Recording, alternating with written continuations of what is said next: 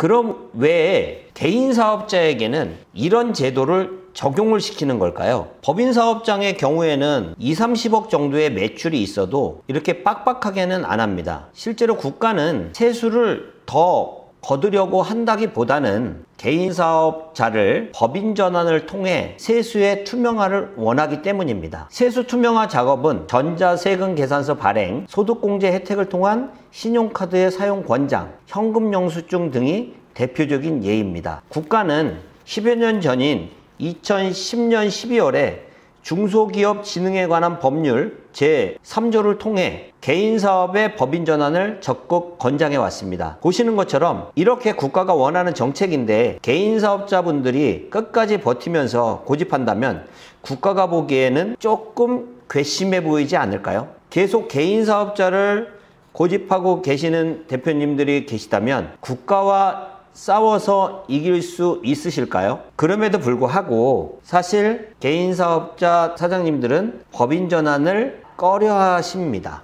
왜 그럴까요? 세무사님들도 오셔서 법인으로 전환하는 게 유리하다고 하고 실제로 법인으로 전환하면 세금도 줄어든다고 하는데 왜 안 하실까요? 현장에서 대표님들과 많은 말씀을 나누다 보니 크게 3개 정도로 고민하시는 부분이 압축이 됩니다. 첫째, 법인으로 전환하면 돈을 내 마음대로 못 쓴다라고 하더라 라는 말씀을 많이 주십니다. 과연 그 말이 맞을까요? 제가 만나는 법인 대표님들은 오히려 돈을 아주 잘 쓰고 계십니다. 바꿔서 말씀을 드리면 돈을 못 쓰는 게 아니고 법인의 돈을 어떻게 사용하는지 방법을 모르고 계셨던 겁니다. 예를 들면 성능이 좋은 아주 좋은 신형차로 차량을 바꿨는데 차량을 파는 딜러가 사용 설명서를 안 해줬다고 해서 새로 나온 신형차가 나쁜 걸까요? 그래서 저 같은 전문가가 법인 전환은 물론 법인 전환 이후의 사용법까지 안내해 드린다면 좋은 결정이었구나 라고 생각하실 수 있을 겁니다. 두 번째는 복잡하다고 하십니다. 법인으로 전환하면 세금이 준다고 하는데 과연 맞을까요? 아이러니하게도 법인 전환했다라는 자체로 세금이 줄어들지는 않습니다. 다만 세금을 합법적으로 줄일 수 있는 방법들이 다양해집니다. 즉 절세를 할 수 있는 방법이 많기 때문에 실제로 적극 활용을 해야 된다는 말씀을 드리고 싶습니다. 예를 들면 개인 사업을 하시는 대표님들이 과표가 1억이 나왔다고 한다면 세금이 2천만 원이 조금 넘게 됩니다. 잘 아시는 것처럼 우리나라의 세금은 누진제 구조가 되어 있기 때문에 이 1억을 두 분이서 5천씩 분산을 해서 받게 되면 654만 원 정도가 준 1356만 원 정도로 줄어들게 됩니다.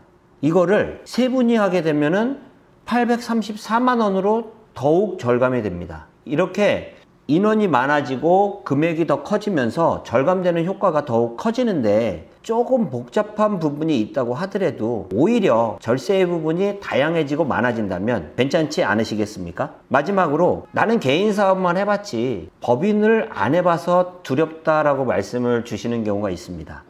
물론 충분히 공감합니다. 지금 현재 하시는 사업을 3, 4년 정도만 하고 정리하실 거면 굳이 법인으로 전환하시라고 권해드리고 싶지도 않습니다. 근데 실제로 기간을 10년, 20년 더 사업을 하시고 나중에 그것보다 더 큰 미래를 계획하고 계신다면 이 부분은 조금 더 꼼꼼하게 잘 확인해 볼 필요는 있으십니다. 요즘에는 인터넷 쇼핑몰을 하는 좀 젊은 분들도 법인으로 애초에 설립해서 시작할 정도로 실제로 그렇게 복잡하지도 않습니다. 물론 법인을 어떻게 운영하고 어떻게 사용해야 되는지에 대한 설명에 대해서도 저희가 잘 도와드릴 수 있는 부분이 있으니 그렇게 너무 고민하지 말고 도움을 요청을 주시면 성심성의껏 도와드리도록 하겠습니다. 그러면 모든 개인 사업자가 법인으로 전환하는 게 도움이 되거나 유리하냐? 그렇지 않습니다. 일반적인 법인 전환을 못하신 상황에 대해서 앞에서는 좀 말씀을 드렸던 거고요.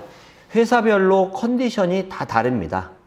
어떤 회사는 성실신고 대상자라고 해도 처음부터 성실하게 적격 증빙을 잘 갖춰서 하고 계셨다면 실제로 성실신고 대상자가 됐다고 해도 세금이 안 늘어날 수도 있습니다. 그리고 특성상 구조적으로 법인으로 하고 싶어도 또 하지 못하는 그런 경우도 있습니다. 그래서 법인 전환을 고려할 필요가 있는지 없는지에 대한 부분들도 몇 가지 체크리스트를 통해서 확인을 해 봐야 될 필요가 있으신데, 간략하게 몇 가지 정도만 말씀드려보고, 제가 말씀드리는 것 중에 2개 이상이 된다라고 한다면 적극적으로 검토할 필요는 있다라고 생각하셔도 될 것 같습니다. 첫째, 연간 순이익이 1억 5천 이상이 발생할 경우에는 고민할 필요가 있으십니다. 둘째, 가업 승계를 위해서 자녀 회사를 만들고 매출을 옮기고 비용 절감을 필요로 하는 경우, 2차 조세인 국민연금이나 건강보험을 너무 많이 납부하는 경우, 카드 매출이 많고 현금 매출이 적은 경우, 현재 매출에 비해 비용 처리가 원활하지 않은 경우,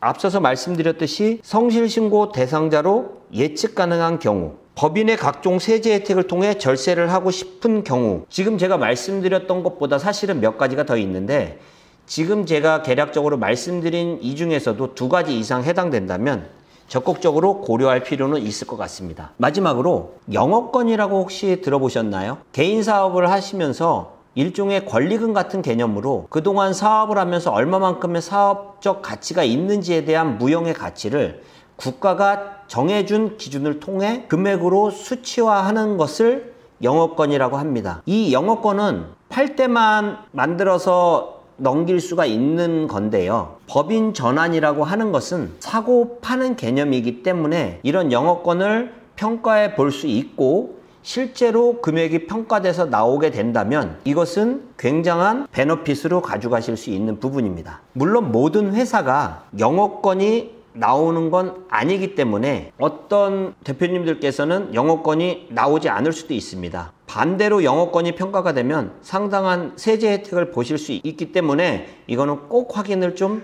해보셔야 될 것 같습니다. 앞서 말씀드린 성실신고 대상자가 페널티라고 한다면 영업권은 굉장한 베너핏입니다. 만약 저희에게 도움을 요청을 하신다면 저희 감정평가 법인을 통해 대략적인 금액을 확인하는 탁상 감정까지는 도와드릴 수가 있습니다. 상세한 내용을 다루기에는 시간이 조금 부족해서 오늘은 간략하게 살펴봤는데, 지금까지 말씀드린 내용이 유용하셨다면 구독과 좋아요 부탁드립니다. 감사합니다.